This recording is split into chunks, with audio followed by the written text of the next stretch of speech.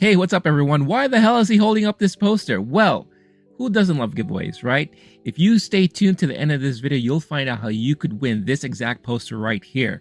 See, it's double-sided and everything to celebrate the release of The Little Mermaid. You want this poster? Find out how you can do so at the end of the video. Enjoy!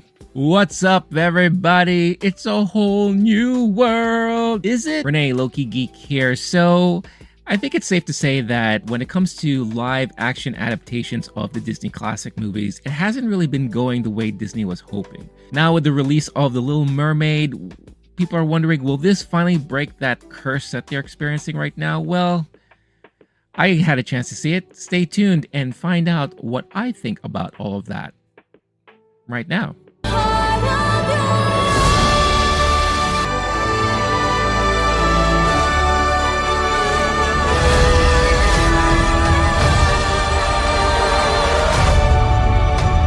So when you run down the list of Disney live action adaptations, live action remakes, they've already made over 20 of these. And I think you could say and argue that it all really started in the late 90s when they redid The Jungle Book and they made a live action adaptation of that. Then they moved into like 101 Dalmatians and all that. But I think what a lot of people were really waiting for and seeing what they could do with this new venture of theirs was, how are they going to handle the golden age of animation that they are responsible for? When I say golden age of animation and animated movies, I'm referring to classics like Beauty and the Beast, The Little Mermaid, Lion King, all that stuff that came out in the 90s. And I feel like a lot of the current generation, they grew up with these movies as their Disney classics. While myself, I grew up with stuff like Robin Hood, The Jungle Book, and things like that. And even for those movies, I think most of them were just re-releases, right? So you take two of those three, and let's just use them as examples for now. Beauty and the Beast, I think for me personally felt kind of shallow. I mean, nothing against Emma Watson or anything like that, but I don't think she was a perfect cast for that. And I felt there was a lot of heavy reliance on the CG. Then speaking of the heavy reliance on CG, you have something like The Lion King, where it was all CG, nothing really live action in there. And I felt it also felt emotionless. Why? Because it's hard to display emotion on real actual animals when you compare them to their animated counterparts. Of course, I should mention that they did the Jungle Book, which is kind of like a CG hybrid live action adaptation and remake of that as well, which I think it was pretty much enjoyable. However, my favorite live action remake was always Cinderella, where I think they had a perfect mix of keeping it fresh, plus having good acting, good writing, and good dialogue. That is until now. With The Little Mermaid coming out, I have to say that this surprised the hell out of me. When Disney decided to really go forward and push forward in doing a lot of these live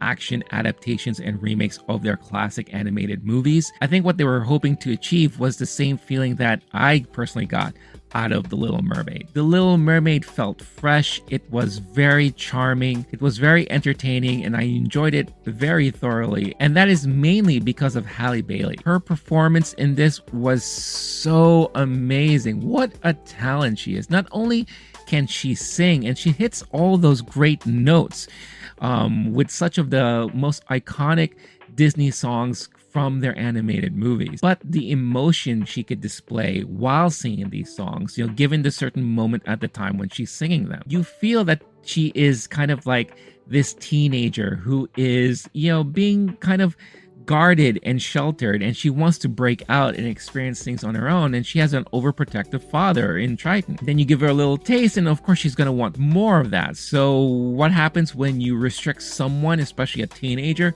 of doing things that they want to do? Well, they rebel, right? And they'll find any ways to go about doing that. And the great thing about her performance is that she was able to capture a lot of that. And I know a lot of people aren't really as familiar with her as some of the younger generation are, especially when it comes to her singing and all that. This is the type of performance that will definitely put her on the map and will leave long-lasting impressions in everyone's minds once they see this movie. Now, if you don't know the story yet, let me remind you. The youngest of King Triton's daughters, Ariel, is a beautiful and spirited young mermaid with a thirst for adventure.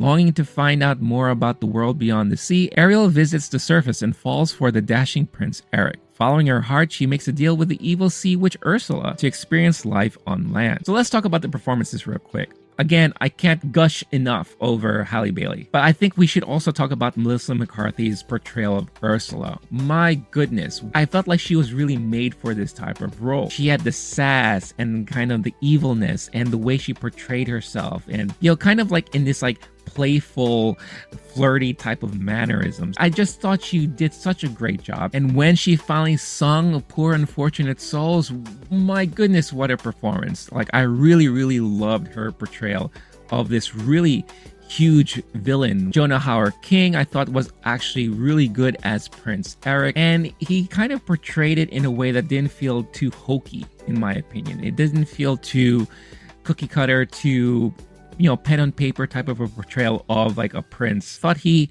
added, good charisma and good personality. Plus, the chemistry between him and Halle was really believable, and it was just really great seeing them together on screen, and you could really feel and understand and really buy into the fact that these people fell in love with each other. Now let's talk about the part where I think a lot of people were kind of iffy on, especially when they released those character posters, which I don't understand why you would do that. And that is the CG-based characters of Sebastian, Flounder, and Scuttle. Now, like I mentioned before, when it came to Lion King, it was hard to kind of get into believing and wanting to buy into these characters because of the lack of emotion. So the one thing that I thought that they did really brilliantly here, and I feel like they've learned from those problems, was that they allowed themselves to give emotions to these characters, so that in a way it kind of felt like we were seeing the characters from the animated form come into life in live action form, because they allowed little subtle things like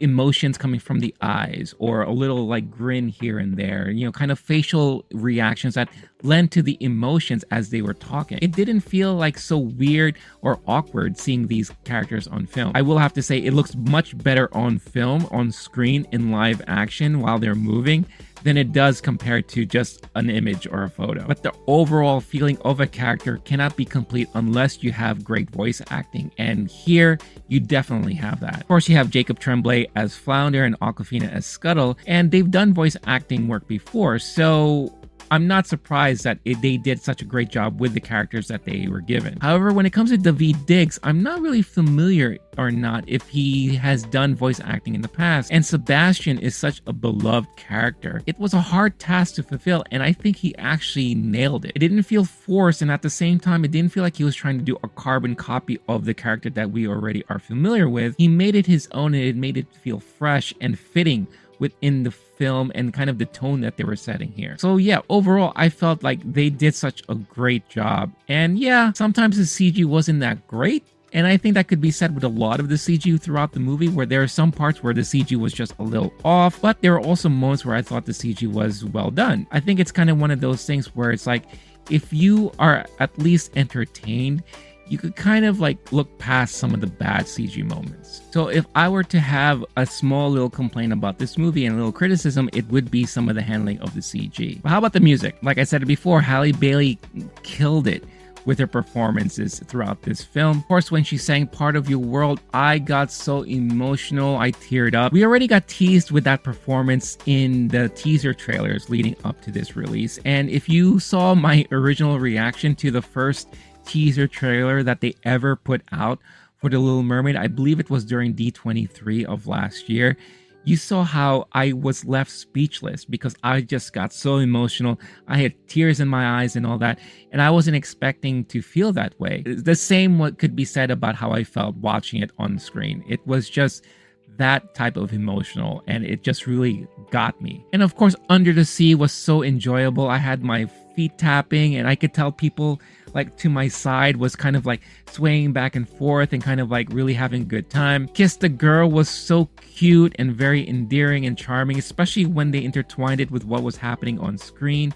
The chemistry, like I said before, between Halle and Jonah, Ariel and Prince Eric was very believable, and it was so cute, and it really got me. I was really all in on it. And the whole audience I was with was in on it too. And that was the great thing. When she started singing Part of Your World, everyone pretty much got silent and people put their popcorn down. I didn't hear the crunching of the popcorn. I didn't hear the rustling of the chips. I didn't hear sipping on the straws. Everyone was just honed in, mesmerized, just captured by the moment happening on screen. And that's pretty much how everyone reacted to with every musical number. Well, with the exception of these two slobs, I'm going to call them slobs because they really annoyed me because, you know, sometimes people just don't understand when not to talk throughout movies. When the song started, they were still kind of yapping until I think they realized, oh shoot, maybe we should just not talk right now. But they didn't ruin the rest of the movie for me. I kind of just not allowed that to happen. Otherwise, it would have been another story to share. But unfortunately, this also leads into my second and last criticism of the movie, and I call this the Miranda effect. What is the Miranda effect? Well, that is referring to Lin-Manuel Miranda and how he has his little mitts on everything. I've said it before, I respect Lin-Manuel Miranda. I know he is a brilliant talent. Hamilton is great. In the Heights is fantastic. He is a great songwriter and all that, but he has a certain style and a certain type of formula, and when it comes out, you can tell right away. And there's this one particular number in this film that was all Lin-Manuel Miranda. Now, I know he helped add additional lyrics to some of the well-known songs here, and he helped produce some other songs as well. And he's been doing that for Disney for a while now, and I think that's fantastic. However, I think there's just too much of it. And especially when it comes to the rapping, you know, the Hamilton style rapping, the kind of everyday observational rapping, like, I'm looking at this bottle and it has some water. I'm so thirsty, so I'm gonna take a sip and it tastes real good and I'm gonna you know, it's like, enough already. We get it. That was really catchy when we first saw it in The Heights, and then we saw it again in Hamilton, but do we have to see this in everything you do? But you know, maybe it's just me, because everyone else in the audience really enjoyed it. I mean, people were really into it. They were kind of like laughing at the jokes. And even the two slobs next to me when the song was over, because again, they can't shut up. They said, oh, I'm downloading that song on my Spotify soon after this. So yeah, so that's the Lin-Manuel Miranda effect. And again, maybe it's just me, and I guess he's just here to stay. But with all that being said, I really thoroughly enjoyed this movie. To be quite honest with you, I enjoyed this movie more than I thought I would. I've been burnt in the past with all these live action adaptation and remakes from Disney that I wasn't exactly sure what I was going to get into here. But I was really surprised. I was thoroughly impressed, and at the end of the day, I really was entertained and I enjoyed it all the way through. And again, this is coming from someone who is not a huge fan of animation classics from Disney. But after seeing this movie, it made me, you know, realize and think, you know, maybe I kind of want to go back and revisit The Little Mermaid all over again, and maybe some of the other ones as well, and maybe you might feel the same way afterwards. But that's where we are right now, because at the end of the day, it doesn't always matter what I think.